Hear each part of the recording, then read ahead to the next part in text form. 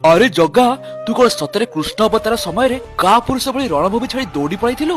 हाँ भाई भाई कथाटी तो सत जेहेतु मु मोर मामू कंसर बध करी तेणु तांकर ससुर मगध राजा जरासंध यार प्रतिशोध नेबा पाई मथुरा को 17 थर आक्रमण करथिले किंतु प्रत्येक थर मु तांको परास्त करिथिली। तेणु से मथुरा को 18तम आक्रमण करबा समय राजा कालजवन को डाकिथिले कारण कालजवन भगवान शिवଙ୍କ ठाରୁ वरदान पाइथिले जे तांको रणक्षेत्र केही भी परास्त करि परिबे नाही। तेणु मु जानि सुनिकी रणक्षेत्रु दौड़ी पळाइथिली। आ मु एहा भी जानिथिली जे कालजवन मो पछरे निश्चय आसीबो। मु दौड़ी दौड़ी एक गुंफारे पहुंचीथिली जेउठी राजा मुचुकुंद 1000 वर्ष हेला चिर निद्रारे सोइथिले। राजा मुचुकुंद किए रे जगा? राजा मुचुकुंद होउछंती बहुत साहसी एवं बलशाली राजा। से स्वर्ग देवता को साहाय्य करथिले दानव मानक हरेबा पाई एवं सेही युद्ध स्वर्ग रे 1 वर्ष धरि चलीथिला। किंतु मने रख स्वर्ग रे 1 वर्ष होची पृथ्वी रे 360 वर्ष।